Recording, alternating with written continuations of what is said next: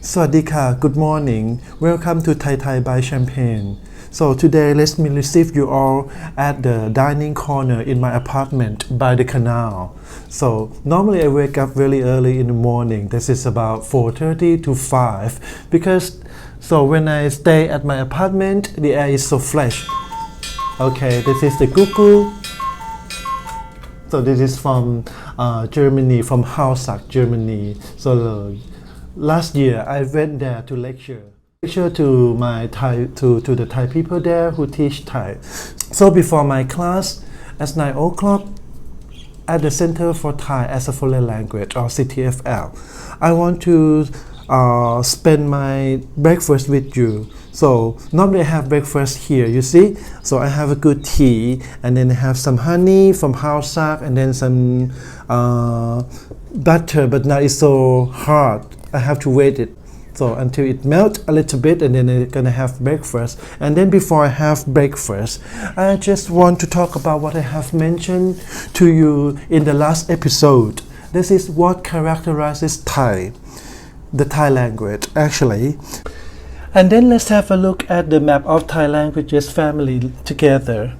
From the map, you're going to see different dialects of the Thai language family spoken in the northeast of India in Assam, and then down to the north of Myanmar in Chan state, and then to the north of Thailand around in Chiang Mai, or in the south of China or in Laos, and then to the north of Vietnam. Let me mention some of these dialects. This is Thai Ahom, Thai Khamti in the northeast of India in Assam, and Thai Yai in Chan state, Thai Yuan in Chiang Mai, Thai Lư, Thai Khun in Laos and in the south of Yunnan, and Thai Khao in the north of Vietnam, Thai Dam, Thai Dang in northeast of Thailand.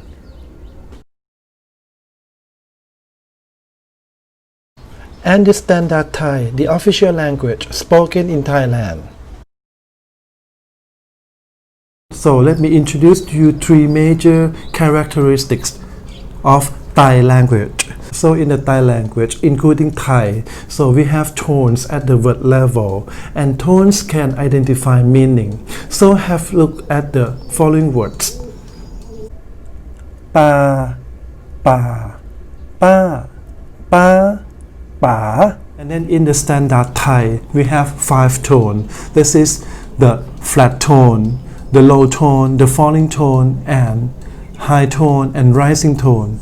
And then tone can identify meaning. So pa means to throw, pa means the forest, pa means auntie, pa is a Chinese word mean dad, and then pa is also a Chinese word means dad. You see what I write? So before we move on, let me introduce you then a very important tool. So because normally I have two major groups of audience, those who are basic and then they have no knowledge on Thai script, and then those who know the Thai script. So that's why we need to learn the phonetic symbol. So let me introduce to you the IPA system. The first chart of the phonetic symbol is consonants, the second one is vowels, and the third one is tone markers.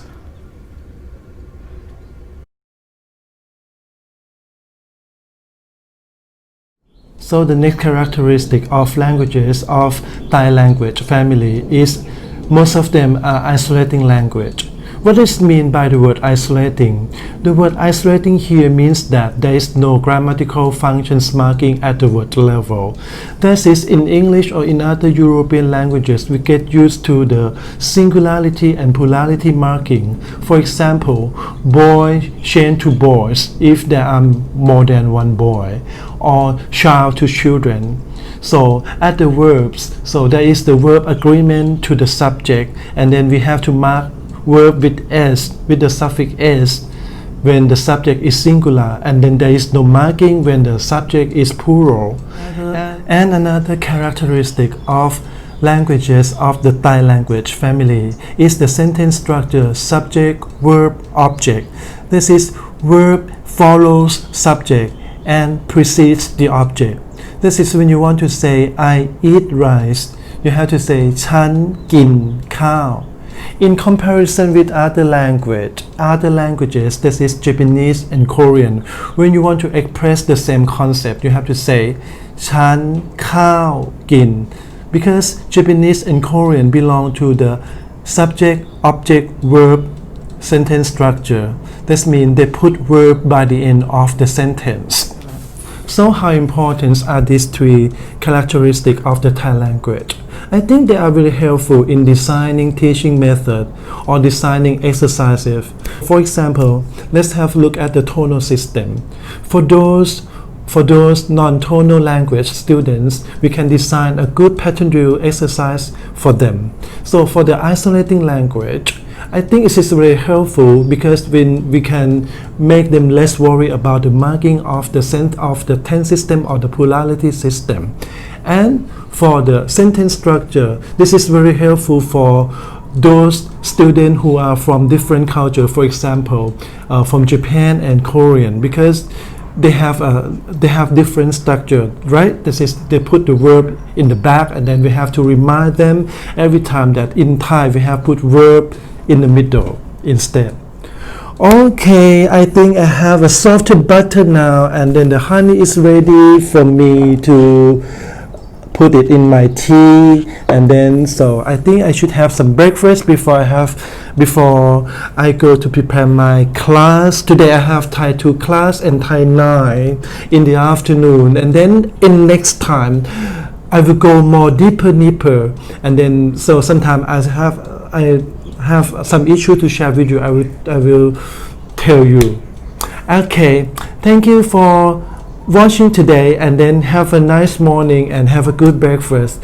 Thank you ค่ะ สวัสดีค่ะ see you next time. So next time we will practice writing the phonetic symbols together.